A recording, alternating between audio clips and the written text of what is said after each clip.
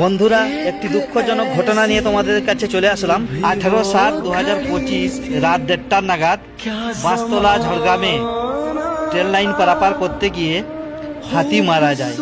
তো সেই গভীর দুঃখের সাথে আপনাদের সামনে এই ভিডিওটি তুলে ধরছি। অবশ্যই সকলে দেখুন। তো দেখতে পাচ্ছেন কি অবস্থা হয়েছে।